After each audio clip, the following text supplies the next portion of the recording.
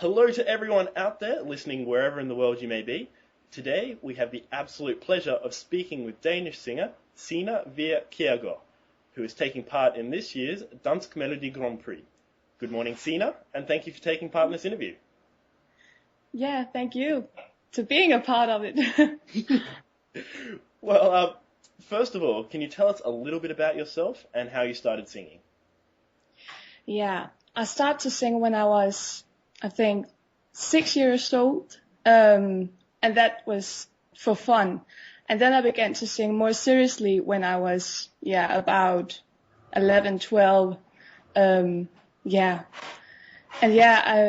come from a little island called Als, which is very different from living in Copenhagen. So it's very fun to me to be in Copenhagen sometimes. Yeah. Cool. And I'm a happy and fresh girl. Good to hear. Yeah. So when you were only 14, you won the television show, and forgive my pronunciation, Scenen. Yeah. Can you tell us about that and how your career has evolved since then? Yeah, I rehearsed with my teacher, who was Oliver Jon, and yeah, we rehearsed a lot, and then I was ready to go on the stage in May 2007, and then I won, and there happened a lot. The whole year I was around singing, and I was on a tour, and it was fantastic. It was so fun. And then the year after, it stopped, and I became an ordinary girl again, and had an ordinary life again. And now I got called by the two Swedish guys who is the writers on this song. Now it's all going good again, and I'm back. So that's fantastic, and I'm so happy about it. Have you released many songs between your time on Scenen and now? Or have you been... Yeah, it happened the year after I won. It was the CD I was on tour with.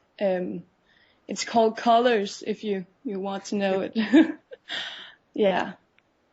Cool. And how would you describe your musical style? It has changed through the years, and now I'm standing in some... I like soul very much, Motown soul, and also some songs with feelings, and a lot of feelings, and more silent, and yeah. So it's two different kind of music, but I like both of them. Fantastic. So obviously at this point, where your song for Dansk Melodi Grand Prix has not been released, so all we really know is that it's called You'll Get Me Through. Can you tell us a little bit about the song and what the message of the song is? It's the only ballad which is in the contest, and it's about love and to be honest, and there's so many feelings in the song which I want to express when I'm going on the stage. So I don't know what to say about it, but there's honesty and love, a lot of that. Marvelous. How exactly did the Swedish songwriters who wrote the song, how did they approach you, and how was it that this song came to enter Dansk Melodi Grand Prix? I don't know how it got in the contest, but they called me, Henrik, who is one of the Swedish writers. He called me, but he had played with me one time in Aalborg in Denmark, where we have played together, and he could remember me. So that's one of the reasons that it's me. was going to sing the song. Yeah, and then they had discussed, and they wanted me to come to a casting so they could see if it really should be me. And yeah, they were sure, and it was me that should sing the song. So it's just great. Had they always intended for that song to go to Dansk Melodi Grand Prix, or was it just a decision that came after? I think they wrote the song because they wanted to get in the Danish Melodi Grand Prix. So yeah, it was not a song that was written just to be written, but it was written to get in the contest. Cool. Now, Denmark hasn't sent a song to Eurovision in Danish since 1997 when Kool Kai sang Stemmen i Liv. Would you ever create a Danish version of this song? And how come you've decided to sing in English? Is it just that the songwriters didn't make a Danish version? Yeah, actually, if it was Danish, I sang it Danish, but it is English, so I cannot do anything to change it. So it's just like it is. Yeah.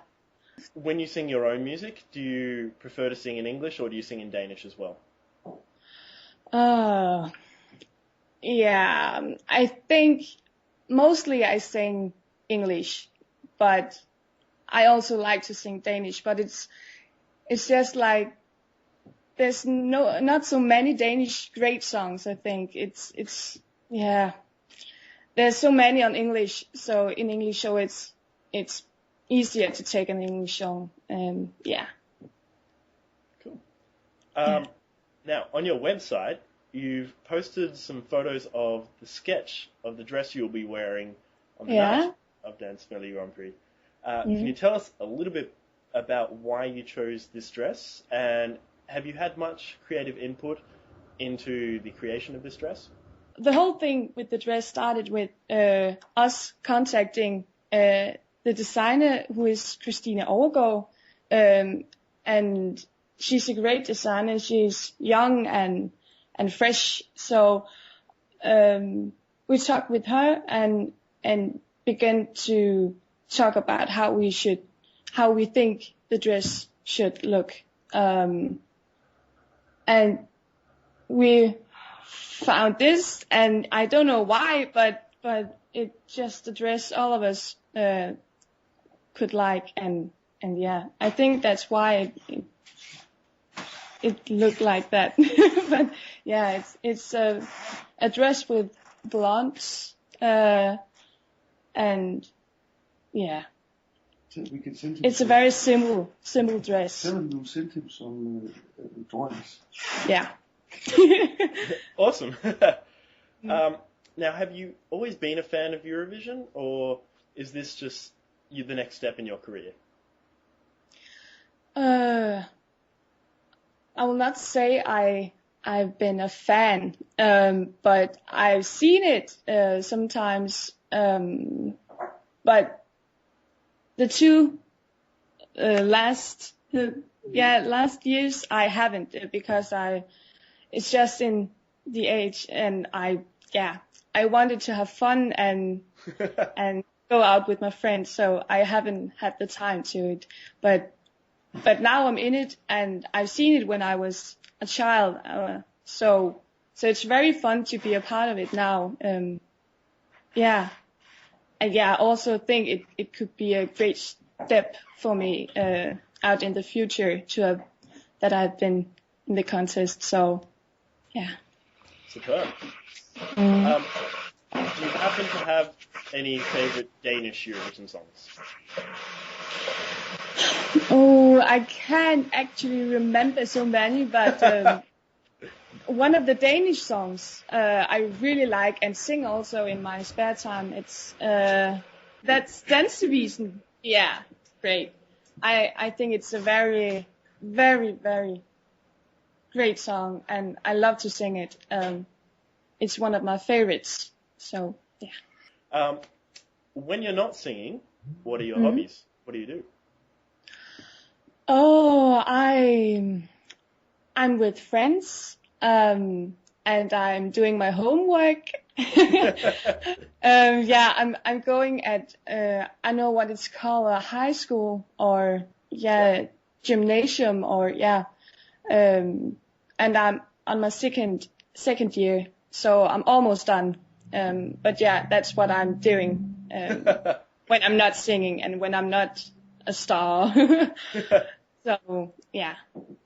Cool. Has Dansk Melodi Grand Prix interrupted your studies much? A lot actually. But I hope to get in the flow again when I'm done. And I had to read a lot up again. So yeah, I hope I get in the fight, in the battle again. I had my friends to help me, so that's no problem. Hopefully they're taking notes for you. Yeah, I hope so. If you're unsuccessful in the Danish national final, what plans do you have for the rest of this year? My plans is to go back to Als and go in school as I used to. And I hope when I'm done with the high school, or what you call it, I want to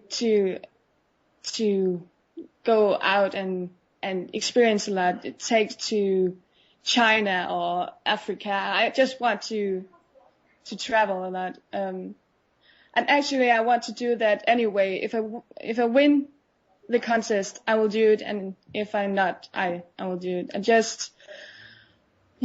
I take the whole Melodi Grand Prix as a great experience, no matter if I win or lose. So, yeah. Cool. Well, it's the last question now.